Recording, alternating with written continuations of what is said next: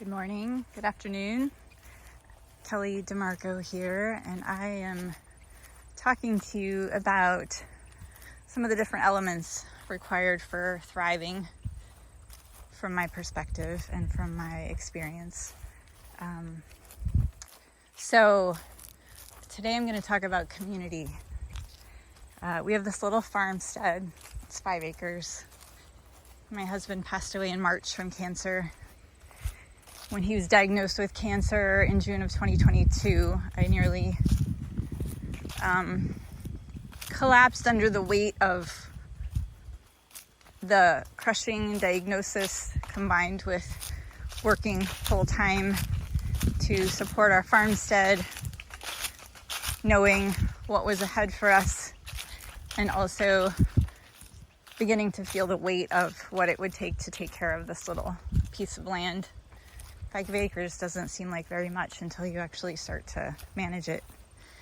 And I witnessed my husband trying to manage this little piece of land.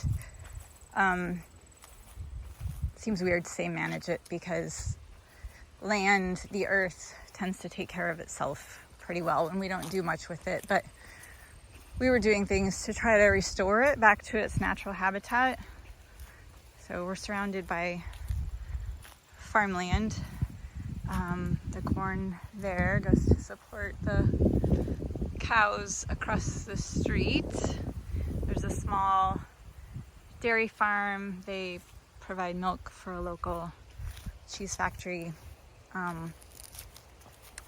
But we've been trying to restore this to kind of native prairie habitat, and beyond that we have gardens, and my husband cooked rustic Italian food, and we were trying to do all the things and convert more and more of our land to give it back to nature.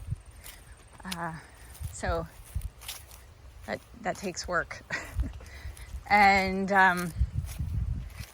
what I learned early on is that the only way that you survive such a thing is by reaching out and asking for help.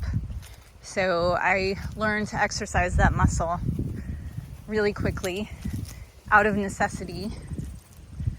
After he died in March, I found that it was increasingly difficult to ask for help because I sort of took on this mindset that, okay, now he's not here, so now I can't really talk about the cancer and the need for help to kind of keep him going. And I don't know, I think it's a normal thing for us to kind of shoulder the weight of things and forget that we have good people out there that might be willing to help us if we just let them know that we need help. So a couple days ago, I realized that the weight I was starting to feel, I was feeling it because I stopped asking for help and I stopped letting people know that I can't do this by myself. And I wasn't able to get it up and running as a working farmstead in the way that I envision fast enough. And now it's like heading into shorter days and fall and then winter just around the corner, and there's just things that need to be done, even if it's not a working farm in the way that it could be. It's still a piece of land that I would like to see it become eventually a launch pad for young women who want to farm but don't have access to their own land. I also would like to see it be sort of a learning hub for people who want to do things to help our planet thrive and just want ideas or want more education around certain topics. So, but in the meantime, I'm trying to get a business up and running. So, all the things. So a couple days ago, I just put out a post and let people know that I needed help, and lo and behold, people came forth and Some messaged me, some called me, and my list on the board in the kitchen, we have a large chalkboard where we write all the chores down, and I've got names attached to many of the items on that list, and that feels incredible. And we don't get the help of other people if we don't ask. That's really the lesson. And it can be for anything. And I just, we can't thrive really in a world that exists alongside of other people. We can't thrive here without the support of each other. And other people can't know, the way we uniquely feel called to show up in this world and the things that we uniquely feel called to show up and do if we don't let them know.